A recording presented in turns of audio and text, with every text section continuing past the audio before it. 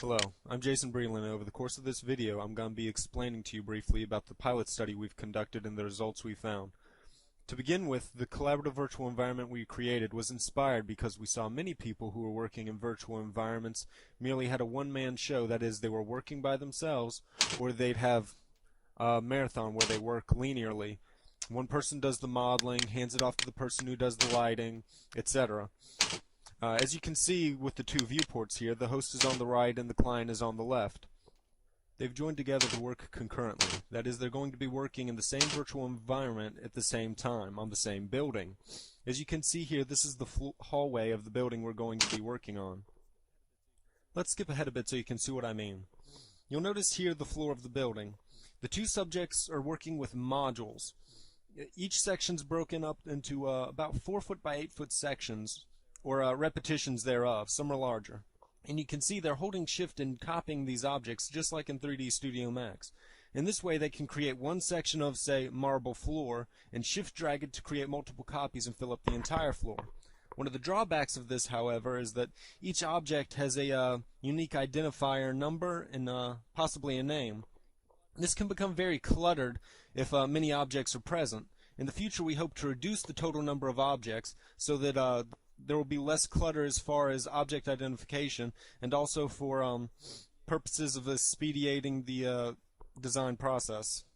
What we've seen so far from these two particular subjects is they've chosen a divide and conquer technique. That is, one chooses to work on this portion of the floor or wall while the other works on another section independently. That's fine, but we wanted to mix it up a little bit. So you can see here one of them starting to struggle with the stairs, the client. In fact, he's actually having kind of a difficult time getting it lined up. These stairs are broken into 3 different sections, top, middle, and bottom. Now, working by himself, it's getting rather difficult to see if it's lined up and manipulate the object. This was intentional. In this manner, the two will have to collaborate more directly, and that one either moves around and gives feedback, or they both attempt to work on the same object at the same time. And we really kind of wanted to see what happened. What we found was pretty interesting. The subjects are now communicating verbally. They're talking back and forth about the object, figuring out which direction it needs to go.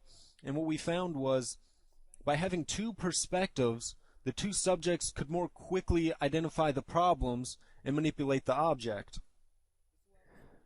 This allowed the subjects to get the stairs completed in a fraction of the time it took them to working independently.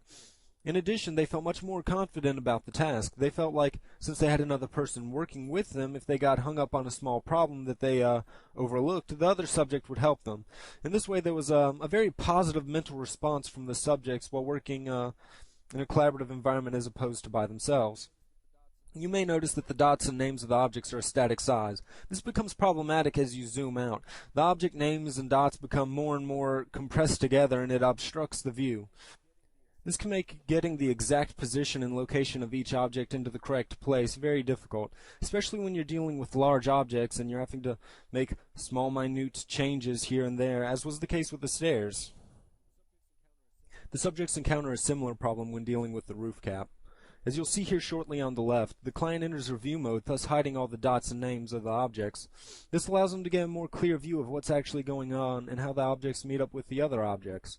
He then relays the information back and forth between him and the host so that they can more easily line up the roof cap and get the object completed in a timely fashion. Once the roof cap's in place, we're done with the model, but we're not done with the virtual environment yet. What we're going to do next is go into a 4D playback of how the building was constructed. This has several applications. Firstly, because the order in which the objects were created was preserved, we get to see exactly how it was that the building was created, starting with the floor, then the walls, roofing, etc. This allows us to evaluate the design process and see if there's any inconsistencies in the design. Another application is that if this were an actual building, you could create the objects in the order in which the actual building would be created, and you could get a 4D playback of the construction site of an existing building.